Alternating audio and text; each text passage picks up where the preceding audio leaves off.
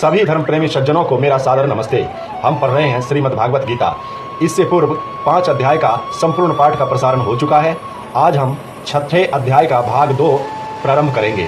6ठे अध्याय का भाग 1 इससे पूर्व प्रसारण हो चुका है, जिसमें श्लोक संख्या 1 से लेकर 27 तक था। आज हम श्लोक संख्या 28 से आगे प्रारंभ करेंगे।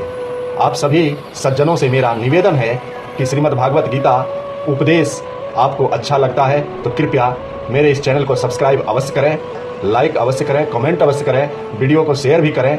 और यह 6ठा अध्याय अपने आप में बहुत ही महत्वपूर्ण है, क्योंकि इस अध्याय में योग के आत्म संयम योग के बारे में भगवान श्री कृष्ण ने अर्जुन को बताया है।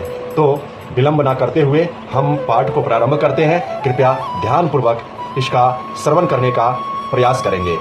ओम नमो परमात्मने नमः। सुज्जनैवं सदात्मानं योगी विगतकल्मषः सुखेन ब्रह्म संयमस्पर्श मत्तयन्तं सुखम श्रुते। वह पाप रहित योगी इस प्रकार निरंतर आत्मा को परमात्मा में लगाता हुआ सुख पूर्वक पर ब्रह्म परमात्मा की प्राप्ति रूप अनंत आनंद ब्रह्म का अनुभव करता है।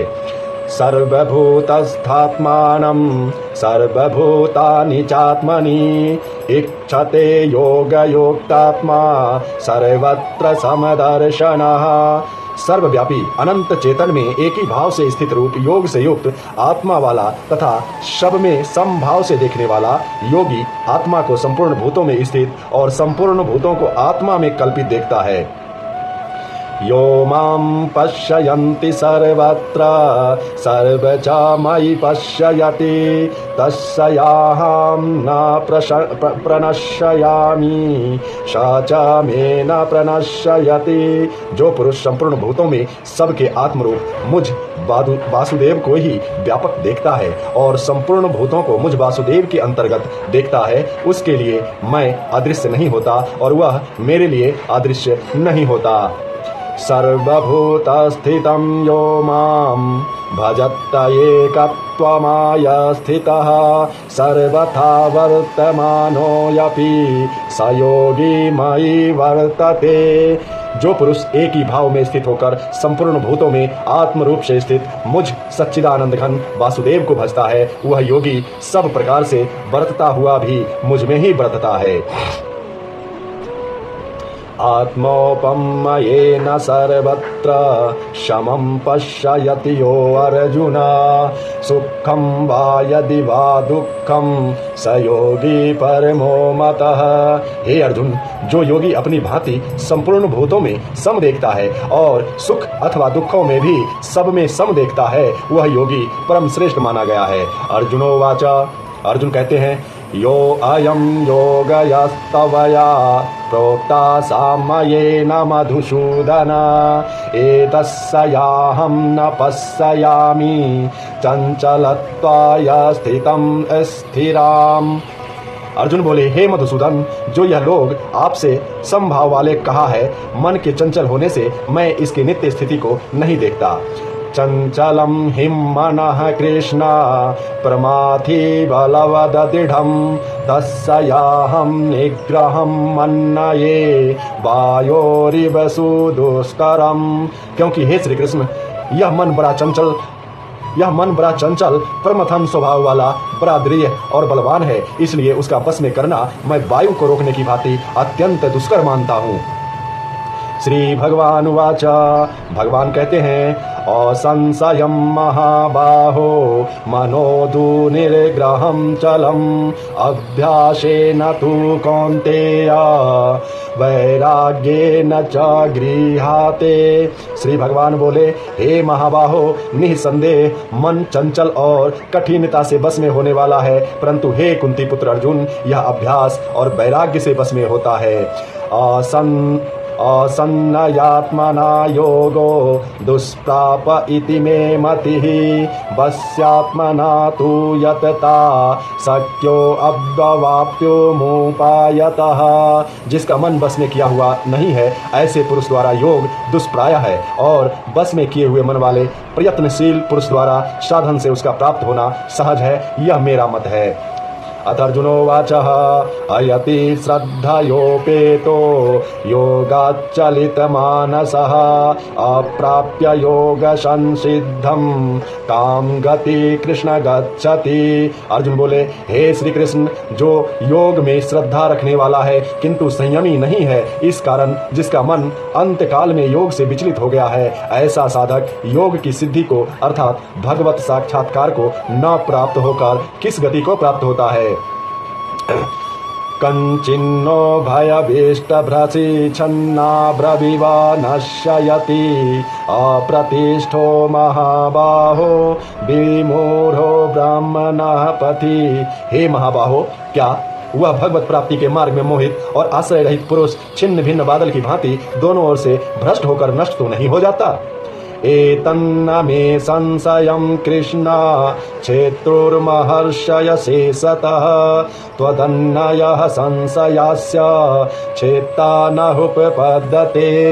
हे श्री कृष्ण, मेरे इस संशय को संपूर्ण रूप से छेदन करने के लिए आप ही योग्य हैं, क्योंकि आपके सिवा दूसरा इस संशय का छेदन करने वाला मिलना संभव नहीं है। श्री भगवान उवाच, अब भगवान कहते हैं, पार्थ नैवेहं नामुत्रा विनाशस्तस्य विद्यते नाहिं कल्याणकृतकास् दुर्गति तद्गच्छति। श्री भगवान बोले, हे पार्थ, उस पुरुष का न तो इस लोक में नाश होता है और न परलोक में ही, क्योंकि हे प्यारे, आत्मोद्धार के लिए अर्थात भगवत प्राप्ति के लिए कर्म करने वाला कोई भी मनुष्य दुर्गति को प्राप्त नहीं होता।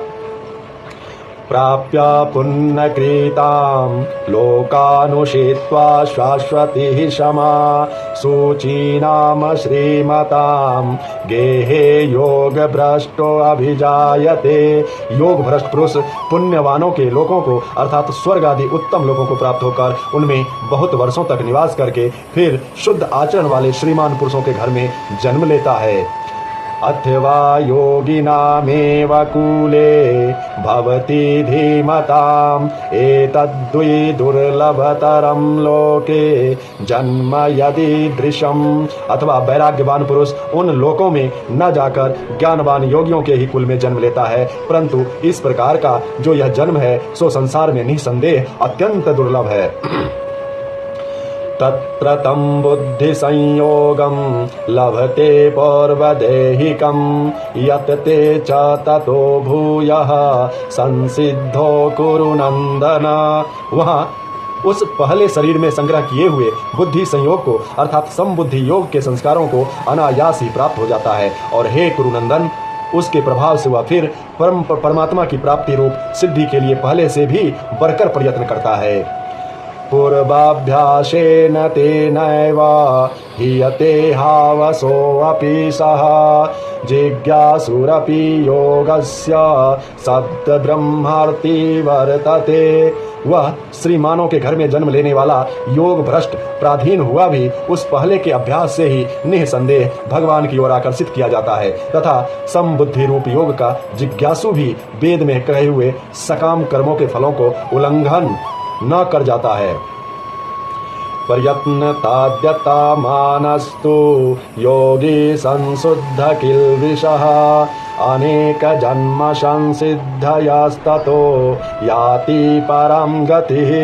परंतु प्रयत्न पूर्वक अभ्यास करने वाला योगी जो पिछले अनेक जन्मों के संस्कार बल से इसी जन्म में संसिद्धि होकर संपूर्ण पापों से रहित हो, फिर तत्काल ही परम गति को प्राप्त हो जाता है।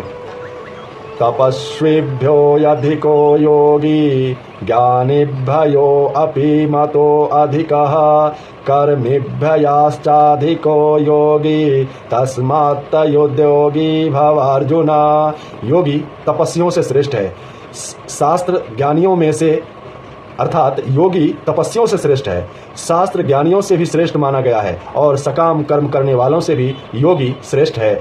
इससे हे अर्जुन, तू योगी हो जा।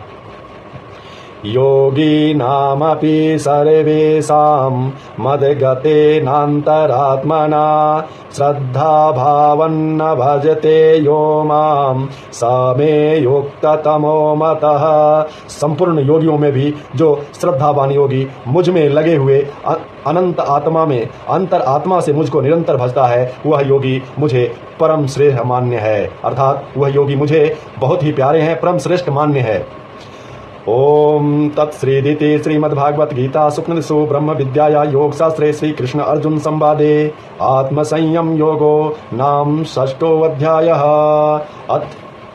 छठा अध्याय संपूर्ण हुआ।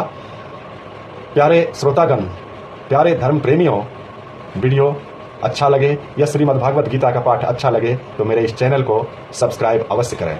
आपका एक सब्सक्राइब, आपका एक लाइक, आपका एक कमेंट हमारी हौसला को बढ़ा देता है और उस हौसले के साथ मैं और उत्तम से उत्तम प्रस्तुति आपके सामने में प्रस्तुत करने का प्रयास करता हूं। तो इसलिए आप सभी धर्म प्रेमी सज्जनों से निवेदन है कि इस चैनल को सब्सक्राइब अवश्य करें। आप सभी सज्जनों का, सभी धर्म प्रेमी सज्जनों का दिन शुभ हो। आप सभी के लिए, आप सभी के जीवन मंगलमय हो, उत्साहों से भरा रहे। इसी के साथ आप इस श्रीमद्भागवत गीता का आनंद लें और मैं आपसे विदा लेता हूं। मिलते हैं अगले अध्याय, अगले वीडियो में। तब तक के लिए ओम नमो परमात्मने नमः। आप सभी का दिन शुभ हो। ओम शांति।